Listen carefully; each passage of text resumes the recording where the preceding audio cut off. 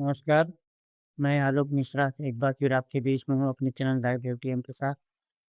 आज जो वीडियो हम आपके साथ शेयर कर रहे हैं, वह है स्वगणना से संबंधित यानी सेल्फ एन्यूमरेशन। जिन राज्यों में अभी जनगणना का प्रथम चरण होना बाकी है, उनमें 15 दिन के लिए स्वगणना का पोर्टल ओपन होता है। तो उसको हम कैसे पूरा करेंगे, आइए हम देखते हैं स्टेप बाय स्टेप। वीडियो को अंत तक ज़रूर देखिएगा ताकि आप आसानी से स्वगणना को पूरा कर सकें। इस बार जैसा कि हम जान रहे हैं कि डिजिटल सेंसस 2027 है और पहली बार डिजिटल जनगणना हो रही है। तो इसमें आम नागरिक की भागीदारी के लिए भी उनको स्वगणना की सुविधा दी गई है। तो क्या है स्वगणना, कैसे हम करेंगे? आइए हम एक-एक करके देखते हैं। तो स्वगणना एक पोर्टल के माध्यम से हम उन 33 प्रश्नों के उत्तर दे सकते हैं, जो प्रश्न कोई प्रगणक हमारे घर पर हमसे पूछने के लिए आएँगे। साथ ही साथ हमें 16 भाषाओं का विकल्प दिया गया है कि हम 16 भाषाओं में अपने मनपसंदीदा कोई भाषा होगी, उसमें हम प्रश्न देख सकते हैं, उसका हम जवाब दे सकते हैं। और अधिक से अधिक 15 से 20 मिनट का आपको समय लगेगा इसको भरने में। 15 से 20 मिनट के अंदर ही आपका पूरा फॉर्म भर जाएगा। तो अभी जैसा कि हम जान रहे हैं कि इस समय सेंसस 2027 का पहला चरण चल रहा है, जो कि एचएलओ यानी house listing and house operation से संबंधित है। तो आप स्वयं ही मोबाइल के माध्यम से या लैपटॉप या कंप्यूटर के माध्यम से अपने घर और परिवार की जानकारी भर सकते हैं, ऑनलाइन भर सकते हैं। ठीक उसी प्रकार जब दूसरा चरण शुरू होगा, जो कि सितंबर और फरवरी 2027 में होगा, तो उस समय भी आपको ये विकल्प दिया जाएगा, जो कि जनसंख्या गणना होगी। अब प्रश्न ये उठता है कि क्या ये अनिवार्य है? तो यह अनिवार्य नहीं है। स्वगणना एक ऑप्शनल सुविधा दी गई है। यदि आप स्वगणना नहीं करते हैं, तो एन्यूमरेटर यानी प्रगणक आपके घर आएँगे और आपसे उन प्रश्नों के जवाब हासिल करेंगे, जो आपने स्वगणना में नहीं दिए हैं। तो एक सुविधा है, आप इसको अपने हिसाब से, अपनी जानकारी के हिसाब से भर सकते हैं। साथ ही साथ जो आपके पास प्रगणक आएँगे, उनका समय भी बचेगा। तो ये एक सलाह दी जाती है कि आप स्वगणना अवश्य करें। अब बात करते हैं कि स्वगणना पोर्टल कब खुलता है या जो सेल्फ एन्यूमरेशन विंडो है, वो कब खुलता है? तो जैसा अभी हमने चर्चा किया कि जिस राज्य में भी सेंसस 2027 का पहला चरण प्रारंभ होने वाला है, उससे 15 दिन पहले यह खोल दिया जाता है और 15 दिन का समय दिया जाता है। तो जब भी आपको स्वगणना करनी है, तो उससे पहले आपको कुछ तैयारियाँ करनी होगी। सबसे पहले आप डिसाइड कर लीजिए कि परिवार के मुखिया का क्या नाम है, क्योंकि एक बार आपने जब इस नाम को रजिस्टर कर लिया, तो ये बदला नहीं जा सकता है। दूसरा आपको देखना है कि चाहे मुखिया का या परिवार के किसी भी सदस्य का मोबाइल नंबर जो आप रजिस्टर करेंगे और उसी पर ओटीपी आएगा और यह नंबर फिर बदला नहीं जा सकता है। साथ ही साथ आपको अपने एरिया का पिन कोड वगैरह पता होना चाहिए, गाँव का नाम, सारी चीज़ें। और एक महत्वपूर्ण चीज़ ये है कि आपके घर के आस-पास का कोई लैंडमार्क आपको पता होना चाहिए। साथ ही साथ जो प्रश्न जो पूछे जाते हैं, उसमें से कुछ प्रश्न जो हैं वो आपके छत या दीवार या फर्श का मटेरियल, पानी से संबंधित, बिजली से संबंधित, शौचालय से संबंधित, ईंधन से वाहन संबंधित है। तो कुछ बेसिक जानकारी जो भी स्वगणना कर रहे हैं उनके पास ये बेसिक जानकारी होनी चाहिए। अब हम प्रोसेस कैसे करेंगे? तो सबसे पहला जो पार्ट होता है स्वगणना का वो रजिस्ट्रेशन होता है। तो उसके लिए क्या करना होगा? सबसे पहले आप ब्राउज़र में जा कर के एसई यानी सेल्फ एन्यूमरेशन se.census.gov.in इस पे टाइप करके इसको खोलेंगे। फिर अपना स्टेट या यूटी आप अपना सेलेक्ट करेंगे। उसके बाद आप कैप्चा भरेंगे। अगर यह काम आप लैपटॉप या बड़ी स्क्रीन में कर रहे हैं तो आसानी से कर सकते हैं, अन्यथा मोबाइल से भी पूरा प्रोसेस हो जाता है। उसके बाद जब आप उपरोक्त प्रोसेस कर लेंगे, तो मुखिया का नाम पूछिएगा प्लस 10 अंकों का मोबाइल नंबर पूछेगा और साथ ही साथ ईमेल भी पूछता है जो कि ऑप्शनल है। तो मुखिया का नाम अगर आपने भर दिया तो वो आप बदल नहीं सकते हैं और साथ ही साथ एक हाउसहोल्ड के लिए, एक परिवार के लिए एक ही मोबाइल नंबर रजिस्टर होगा, उसका आप दूसरे में यूज़ नहीं कर सकते हैं।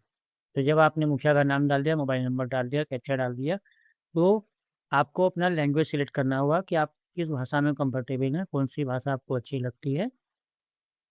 हाँ, ये ध्यान दीजिए कि जो भाषा आपने चुनी हो उसको आप बाद में बदल नहीं सकते। उसके बाद आपके मोबाइल पर एक ओटीपी आएगा और उस ओटीपी को डालने के बाद आप वेरीफ़ाई कर लीजिए। तो उससे क्या होगा कि जो नेक्स्ट पेज आपका खुलेगा, उसमें आपकी लोकेशन की जानकारी माँगी जाएगी। तो आप कैसे करेंगे? स्टेट आपने पहले सेलेक्ट कर लिया है, अपना डिस्ट्रिक्ट सिलेक्ट करिए, पिन कोड डालिए। तो हो सकता है आपका गाँव, शहर या मोहल्ला आप जहाँ रहते हैं उसके बारे में जानकारी माँगे। जब आप वो जानकारी डाल देंगे, तो आप देखेंगे कि एक प्री फिल्ड टिप आता है उसमें बॉक्स जिसमें आपके आस-पास की चीज़ें दिखाई देंगी। हो सकता है आपकी कॉलोनी वगैरह भी दिखाई दे और आसानी के लिए आपसे लैंडमार्क माँगा जाता है कि आपके घर के आस-पास 100-50 मीटर पर या आस-पास कोई ऐसा लैंडमार्क है, जहाँ पर उसका मार्कर आ जाए। तो जैसे आप लैंडमार्क डालते हैं, तो आप देखेंगे कि एक रेड कलर का मार्कर आपकी स्क्रीन पे आ जाता है। तो आपको क्या करना है, उस मार्कर को ड्रैग करके, उसको खींच करके अपने घर के पास लाना है। तो इससे क्या होगा कि आपका घर बिल्कुल सही एचएलवी में यानी हाउस लिस्टिंग ब्लॉक में आ जाएगा, गलत एचएलवी में नहीं जाएगा। यदि आपको अपना घर नहीं दिख रहा है या समझ में नहीं आ रहा है, तो आप ज़ूम भी कर सकते हो। ज़ूम करने के बाद आप उसको जहाँ पर आपको लाल मार्कर दिख रहा है, वहाँ पर घर को ले आ सकते हैं या मार्कर को ड्रैग करके वहाँ पर ला सकते हैं। तो जैसे आप इसको ओके करेंगे, आपको सेव एंड नेक्स्ट करना पड़ेगा जब आपका घर आ जाएगा। सेव एंड नेक्स्ट करने के बाद क्या होगा कि आपके पास 33 सवाल के प्रश्नावली आ जाएगी। तो आपको क्या करना है, सबसे पहले हर सवाल को आप बड़े आराम से पढ़ लीजिए, समझ लीजिए। आपको ऐसा लग रहा है कि कोई पिछला प्रश्न गलत हो गया है, तो आप उसमें बैक भी जा सकते हैं, ये ऑप्शन रहता है। अब आप सोचेंगे कि जो संगणना है उसमें किस तरह के सवाल पूछे जाएँगे, तो इनको 4 कैटेगरी में डिवाइड किया गया है। पहली जो कैटेगरी है वो मकान से संबंधित है, जिसमें आपके फर्श, दीवार का मटेरियल क्या है, मकान की स्थिति कैसी है, कमरे कितने हैं, मकान कैसा है, अपना है, किराए का है, तो ये पहली कैटेगरी। दूसरी कैटेगरी ये है कि मकान में सुविधाएँ क्या-क्या हैं, तो जैसे पीने का पानी, शौचालय, बिजली, खाना पकाने का ईंधन, ये इनके बारे में प्रश्न पूछे जाएँगे और ऑप्शन आएँगे, आपको टिक करना है। तीसरा जो है, चल अचल संपत्ति के बारे में आपसे पूछा जाएगा, जैसे radio, TV, internet, computer, laptop, mobile, cycle, वाहन, दो पहिया, चार पहिया, इनके संबंध में सूचना माँगी जाएगी। और चौथा जो है, आपके परिवार के संबंध में सूचना माँगी जाएगी। सदस्यों की संख्या कितनी है, मुखिया की जानकारी माँगी जाएगी, वैवाहिक जोड़े कितने हैं और जाति, अनुसूचित जाति है या जनजाति है, इसके बारे में टोटल कुल 33 प्रश्न आपसे पूछे जाएँगे। अब ये 4 कैटेगरी है, 33 प्रश्न हैं। तो एक प्रश्न नया इसमें ज़रूर जुड़ा हुआ है 2027 के जनगणना में। एक तो इंटरनेट एक्सेस और दूसरा जो है मुख्य अनाज, कि खाने में मुख्य अनाज कौन-सा यूज़ करते हैं, सबसे अधिक खपत किस अनाज का है। और तीसरा जो होता है, वह है मोबाइल नंबर, लास्ट में पूछा जाएगा, वो ऑप्शनल है। सबसे बड़ी बात, आपको एक चीज़ ज़रूर ध्यान देनी है कि जो बिल्डिंग नंबर है, हाउस नंबर है, ये सब डिटेल यदि आपसे माँगता है तो आपको नहीं भरना है, ये काम न्यूमरेटर का है। अब हम आते हैं प्रोसेस के पार्ट 3 पर। तो जैसे ही आपने सारे प्रश्नों के उत्तर दे दिए, भर दिए, तो आपके पास ऑप्शन आता है प्रीव्यू या सेव एज़ ड्राफ्ट। तो जैसे ही आप प्रीव्यू करेंगे तो आपने जितने भी प्रश्न देखे हैं, जिनके उत्तर दिए, वो सब आपके सामने आएगा। तो आप उसको जो है एडिट भी कर सकते हैं। साथ ही साथ आपने सारे प्रश्नों के उत्तर दे दिए, यदि आपको लगता है कि किसी प्रश्न में कन्फ्यूजन है, किसी से पूछ के करेंगे, तो आप उसको सेव एज़ ड्राफ्ट भी कर सकते हैं। लेकिन आपसे रिक्वेस्ट है कि अपने डेडलाइन से पहले इसको कन्फर्म ज़रूर कर लीजिए।